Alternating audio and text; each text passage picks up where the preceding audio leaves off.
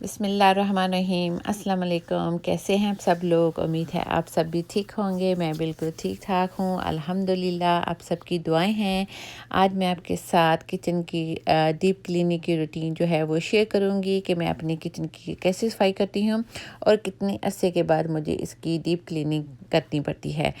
तो मैं हर 2 से 3 माह के बाद लाज़मी डीप क्लीनिंग कर लेती हूँ अपनी किचन की।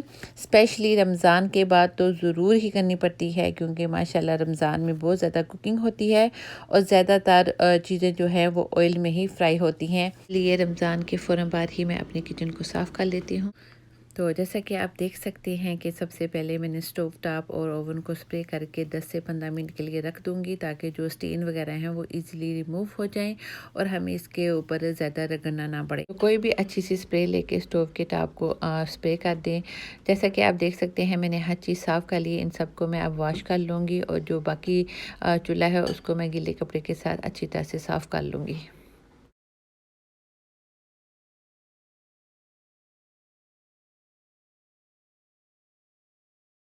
चूल्हे को मैंने अच्छी तरह से साफ़ कर लिया है, अंदर से भी और बाहर से भी, और जो चीज़ें वॉश करने वाली थी वो भी कर ली हैं। अब मैं इसके ऊपर फॉइल डाल दूँगी। अब हम आ जाते हैं कैबिनेट की तरफ। यहाँ पे मैं नीचे वाली कैबिनेट से स्टार्ट करूँगी, किचन की एक साइड से।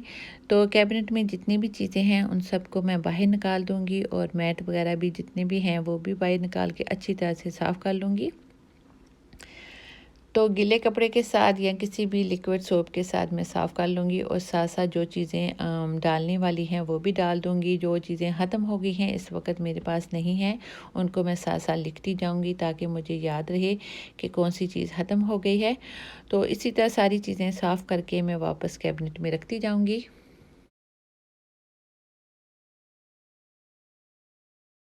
इसी तरह कैबिनेट के ऊपर वाले ड्रा से भी चीज़ें निकाल कर साफ़ करके इसको वापस चीज़ों को वापस रखते जाएंगे। मुझे लगता है ये ज़्यादा तरीका इजी है किचन साफ़ करने का, कि हम एक एक कैबिनेट को साफ़ करके चीज़ें जो हैं वो वापस रखते जाएं, बजाय इसके कि किचन की सारी चीज़ें ड्रॉ में से निकाल के एक डे लगा दें और सारे किचन को फिर साफ़ करें, फिर जो सारी चीज़ें हैं वो वापस रखते जाएँ।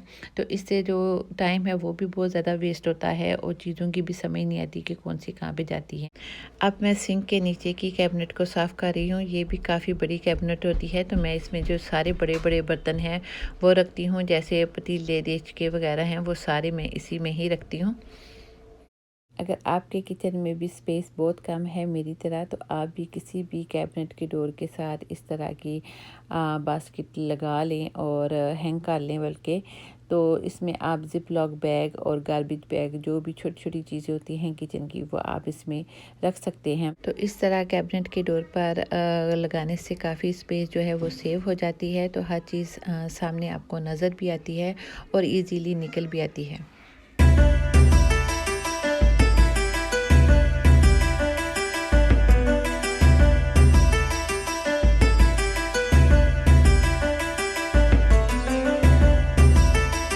कैबिनेट के डोर के ऊपर भी स्प्रे करके इनको भी मैं अच्छी तरह से साफ़ कर लूँगी। यहाँ पे एक मेरा डीप ड्रॉ है, इसमें मैंने साबुत मसाले जो हैं वो क्लियर वाटर में डाल के और लेबल भी साथ लगाया हुआ है।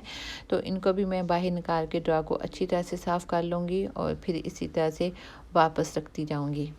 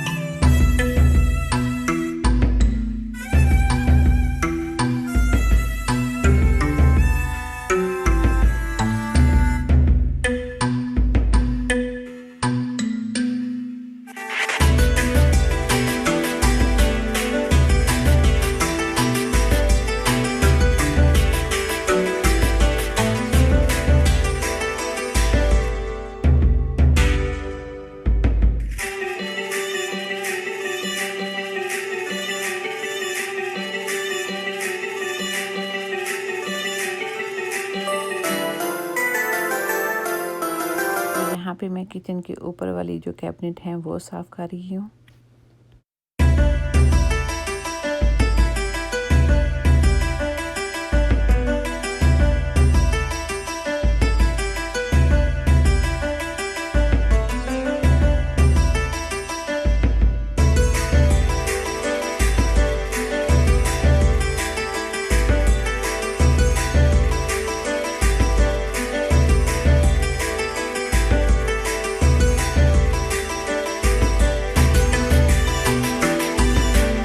ये बर्तनों वाली कैबिनेट हैं तो इनको भी मैं इसी तरह बर्तन बाहर निकाल के अच्छी तरह से साफ़ करके फिर दोबारा से बर्तन वापस रख दूँगी।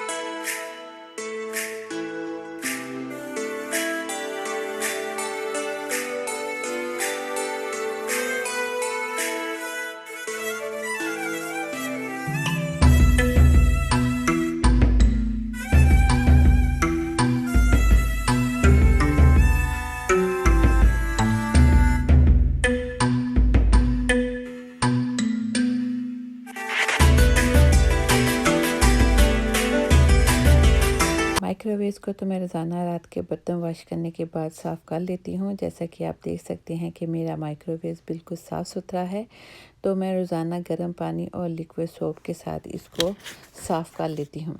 अगर आपका माइक्रोवेव ज़्यादा गंदा है तो आप एक बाउल में पानी डालकर नींबू का जो रस होता है वो निचोड़ लें और 3 से 4 मिनट के लिए उसको माइक्रोवेव में गर्म कर लें और किसी भी कपड़े के साथ साफ़ कर लें।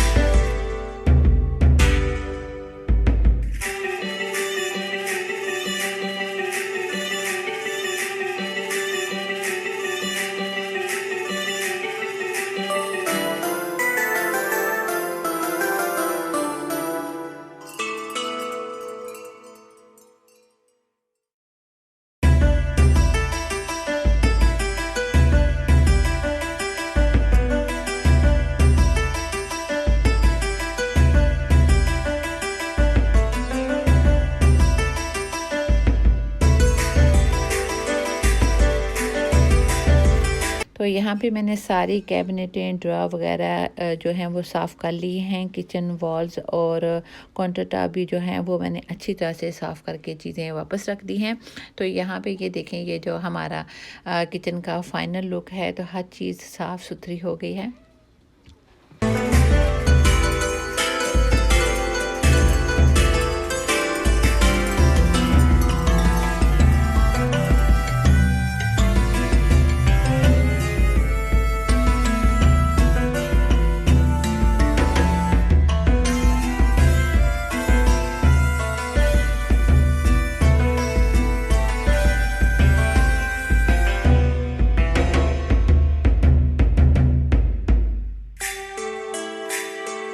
आई होप आपको मेरी क्लीनिंग की रूटीन अच्छी लगी होगी, तो लाइक और शेयर ज़रूर कर दीजिएगा। तो चलती हूँ, दुआ में याद रखिएगा। इंशाल्लाह फिर मुलाकात होगी एक नई वीडियो के साथ। तब तक के लिए इजाज़त दीजिए। अल्लाह हाफिज़।